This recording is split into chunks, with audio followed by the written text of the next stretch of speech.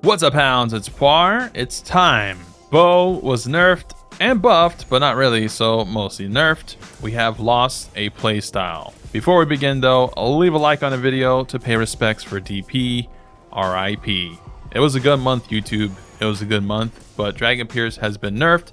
Obliterator has been obliterated. Pre-patch, my DP test setup got 303 total damage, and post-patch, I got 216. So a 40% damage nerf. Basically, you now only get 2 to 3 of the bigger numbers and then a steep drop off in damage for the rest of the ticks that pop up. Whereas prior to TU1, you would mostly get 43.3 all the way through if close enough. So DP is dead. You can still use it, but 40% is gigantic. And it should be noted that they didn't nerf this because of damage. No, it never really beat out power volley spam in majority of speedruns, if not all. They nerfed it because it was popular. Because it was a 1-button spam playstyle versus 2 to 3 buttons that most other weapons did. So Longsword Crimson Span gets to live, but Bow dies. Now you have to play exactly like Rise with power volley spam over and over every hunt, and that's your only option.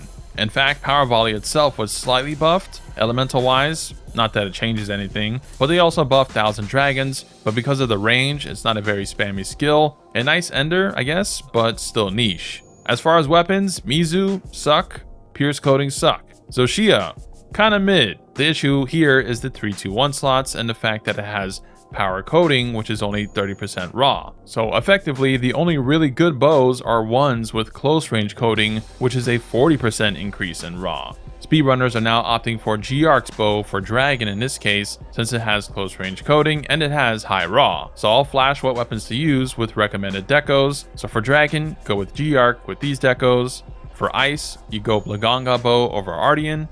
For fire and water elements, you would still go Ardian because those get close range coatings.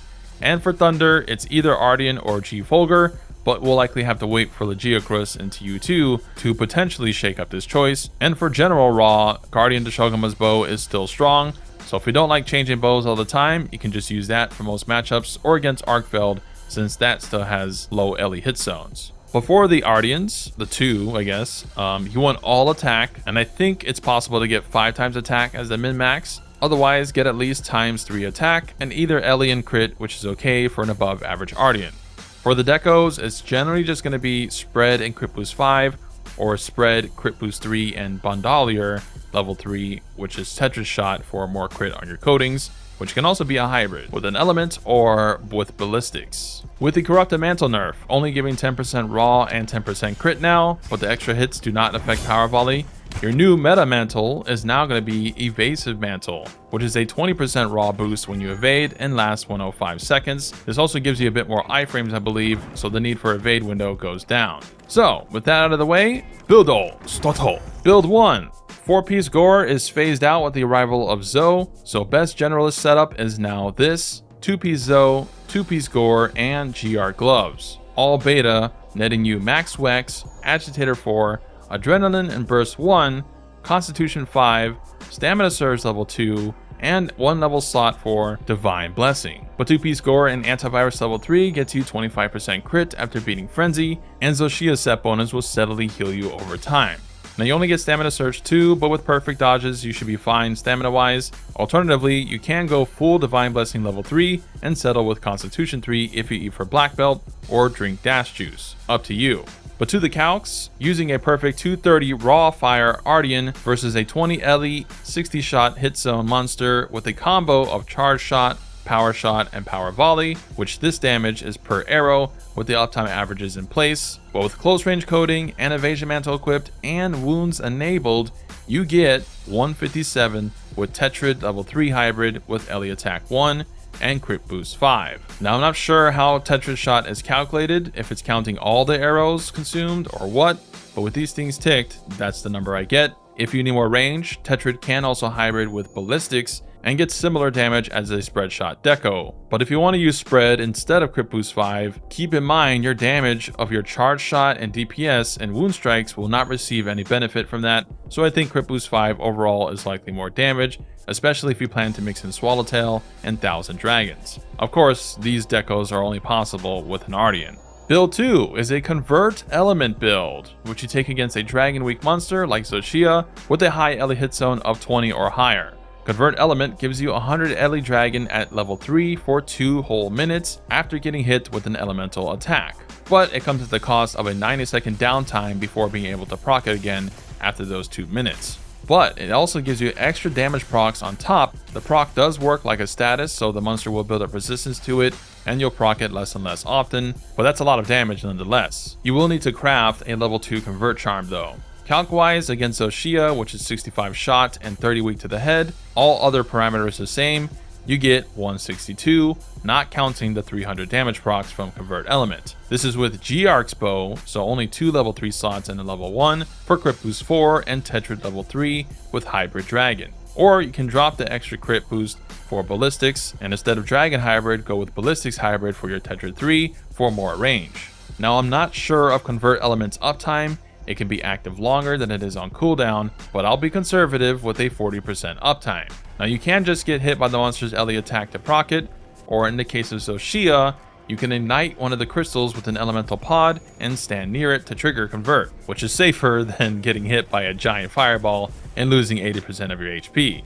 And other safe triggers are the mini lightning attacks and the fireball during his phase changes. Although keep in mind you can trigger convert element with discerning dodge as well if you time it right against one of his fire attacks. And yeah, that's convert Ellie, basically your dragon killer. Build 3, non-meta. I'm gonna do it! A max chunky build for people who are not good with bow or just want to be lazy and not try hard and die to the current and upcoming harder content. This gets you 2-piece G-Arc and 2-piece Gore. 2-piece G-Arc heals you whenever you break wounds, which for bow, you do a lot. Max Wex, extra raw level 1 buffs, max Cons, max Surge, and max Divine Blessing level 3 with the Vade Extender level 1 for more distance on your dodges. But if you prefer Zoshia's healing over G-Arc's healing, you can opt for this setup instead, losing Adrenaline Rush but gaining Agitator level 2. And that is the video, except not because DP. I need it! If you truly like Obliterator DP spam, then who the F cares about the nerfs? Let your teammates carry your damage while you just blast away at Zoshia's arms the lazy way.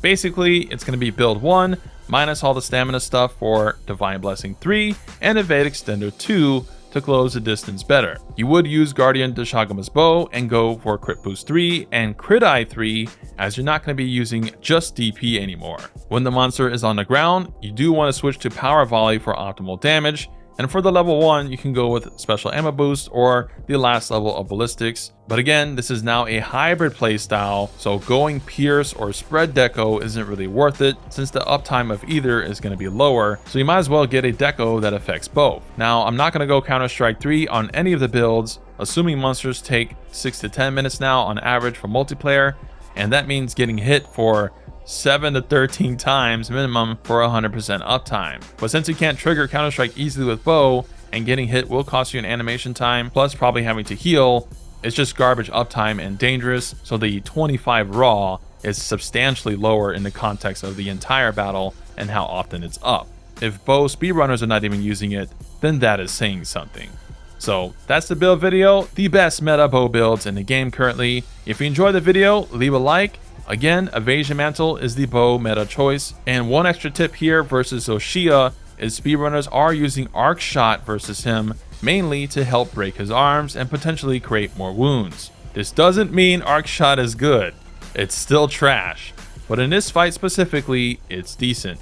So you charge up, do an Arc Shot on his big arm, and then do a Power Volley spam on his face, and then go back to his arm, hopefully creating a wound for your Focus Strike. And just repeat that for the other arm, at least during his shell phase. But don't spam it the whole fight like a noob, just alternate between the arms occasionally and during his phase change, and you should be good to go. So I hope that helps in the Zo fight. Comment down below if you agree with the DP nerf. Is it unfair that bow was touched but not the other weapons that are all spamming 1 to 2 things only? And or what do you want to see changed in the future?